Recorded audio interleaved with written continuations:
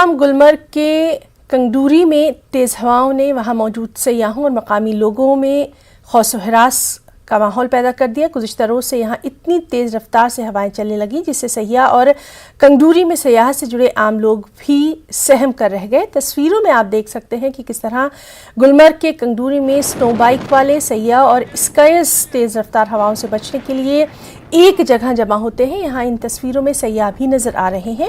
ان ہواؤں سے برفانی طوفان آنے کے خدشات بھی لاحق ہوتے ہیں۔ واضح ہے کہ گلمرگ میں گزشتہ روز سے لگاتار برف باری ہو رہی ہے۔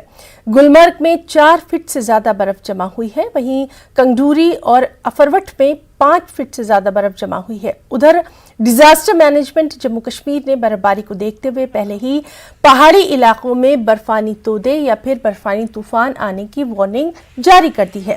ان علاقوں میں رہنے والے لوگوں سے بھی یہ درخواست کی جاتی ہے کہ وہ احتیاطی تدابیر اختیار کریں اور برفانی تودے گرنے والے علاقوں میں جانے سے گریز کریں۔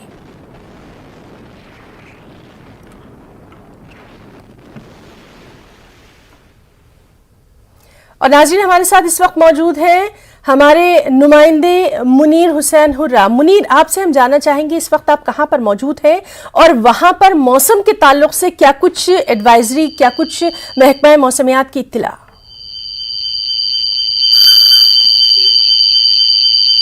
دیکھیے نا، ہم اس وقت گلمرگ کے دامن میں ہی موجود ہے، کنگمرگ علاقے میں، اور جس طریقے سے ہم نے پہلے ہی گلمرگ کی بات جو ہم نے اپنے ناظرین کو دکھایا ہے، اور کل سے ہی وہاں پہ تیز ہوائیں چلی ہیں جو گلمرگ کا گنڈولا کا فرسٹ فیز ایولانچ آنے کے بھی خطرات لاحق ہو گئے ہیں، کیونکہ جب دھوپ کھلے گی اور برف پگھلنے لگے گی تو ایولانچ آ سکتے ہیں۔ کیونکہ گلمرگ کی اگر ہم بات کریں تو وہاں پہ زیادہ سے زیادہ سکیئرز ان دنوں وہاں پہ سکینگ کرنے کے لیے جاتے ہیں، اور وہاں جو ملک بھر سے سیاح جو ہے وہ وہاں پہ پہنچ رہے ہیں۔ وہاں پہ وہ سنو بائکس ہے، ATV بائکس ہے، وہاں پہ وہ کافی لطف اندوز ہو رہے ہیں، مگر اس میں احتیاط برتنے کی ضرورت ہے، اور وہاں پہ ایولانچز آ سکتے ہیں نا۔